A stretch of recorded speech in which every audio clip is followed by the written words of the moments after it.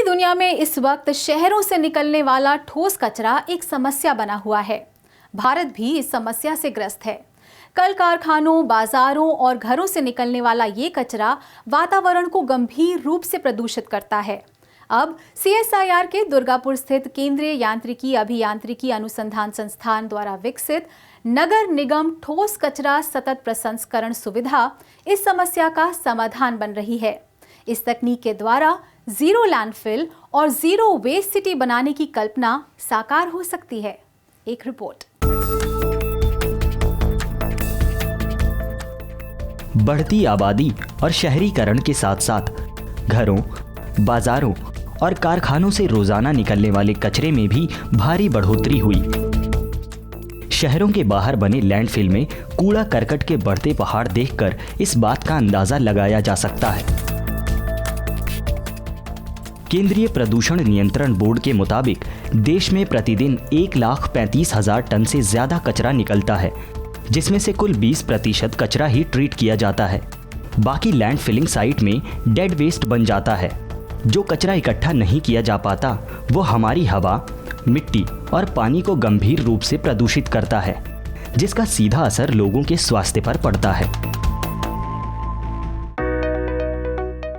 CSIR के केंद्रीय यांत्रिकी अभियांत्रिकी अनुसंधान संस्थान दुर्गापुर ने इस दिशा में प्रयास करते हुए नगर निगम ठोस कचरे की सतत प्रसंस्करण सुविधा विकसित की थी, जो zero landfill, zero waste city की परिकल्पना के तहत न सिर्फ ठोस कचरे का पर्यावरण अनुकूल प्रबंधन करेगी, बल्कि कचरे से उपयोगी उत्पाद बनाकर रोजगार भी पैदा करेगी।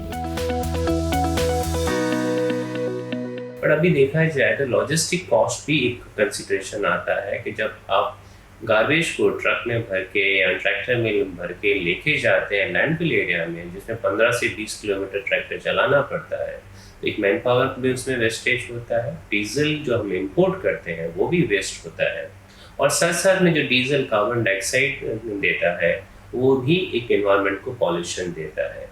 तो हम हॉलिस्टिक मैनर में देखें तो मेरे हिसाब से डिसेंट्रलाइज वेस्ट मैनेजमेंट फैसिलिटी हर जगह लगनी चाहिए। तो हम पेट्रोल या डीजल या इनका जो वेस्ट मैनेजमेंट का जो ट्रांसपोर्टेशन का खर्चा बचाएं, वो अगर हम उन लोगों को दें जो कचरा लेके जाते हैं, तो ओवरऑल हमारे हिसाब से ग्रोथ बहुत अच्छा होगा, जॉब अपॉर्चुनिटीज बढ़ेंगी। CMERI द्वारा विकसित प्रणाली में अत्याधुनिक अलगाव तकनीक का इस्तेमाल किया जाता है, जिससे बहुत कम प्रदूषण की संभावना होती है। संस्थान सटीक निस्तारण के लिए प्लाज्मा आर्क तकनीक का इस्तेमाल कर ठोस अपशिष्ट को प्लाज्मा में बदलता है, जिससे बेहतर कार्बन सामग्री वाले अवशेष प्राप्त होते हैं। इन्हें कृषि क्षेत्र के लिए उर्वरक और निर्माण सेक्टर में ईंट बनाने में इस्तेमाल किया जा सकता है। वहीं संस्थान ने बायोमिथेनेशन प्लांट प्रणाली भी विकसित की है, जिसके द्वारा कचरे में बायोगैस प्राप्त की जाती है। इस सतत प्रसंस्करण सुविधा का एक अंग पायरोलिसिस प्रक्रिया भी है, जिसमें प्लास्टिक को गैस और ईंधन में परिवर्तित किया जाता है, जो कि पर्यावरण अनुकूल प्रक्रिया है। इसके अलावा कचरे का उसके स्थान पर ही बायोडिकम्पोजर द्वारा बिना जहरीले पदार्थ उत्पन्न किए खत्म करने की भी तकनीक विकसित की गई है। कोरोना महामारी को देखते हुए इस सुविधा में UV प्रकाश और हॉट एयर संचरण विधियों को जोड़ा गया है, जो काफी हद तक कोविड चेन को तोड़ने में कारगर साबित हुई। सेंट्रलाइजेशन मैकेनिज्म का सेग्रीगेशन फैसिलिटी बहुत अच्छा है। इसमें UV ट्रीट होते हैं, चांसेस हैं कि पैथोजन ऑलमोस्ट किल हो जा रहे हो, और उसमें हॉट एयर एक्सपोजर भी होता है कचरे का, तो उसमें भी अच्छा सा रिजल्ट आता है। उसके अलावा प्लास्टिक का जो हमने बताया प्लाज्मा आर्क, उसके अलावा हमारे पास पायरोलिसिस प्लांट है, जिसमें पायरोलिसिस में क्या करते हैं, उसमें टेम्परेचर 400 to 600 डिग्री पे करते हैं, ताकि वोलेटाइल मैटर जितना भी प्लास्टिक में हो उसको कंडेंस करके उससे ऑयल बनाया जाए, और उसी ऑयल को हम कहीं और नहीं डालते हैं, उसी को रीयूज करते हैं उसी फैसिलिटी के लिए, प्लाज्मा पायरोलिसिस फैसिलिटी के लिए हम यूज करते हैं।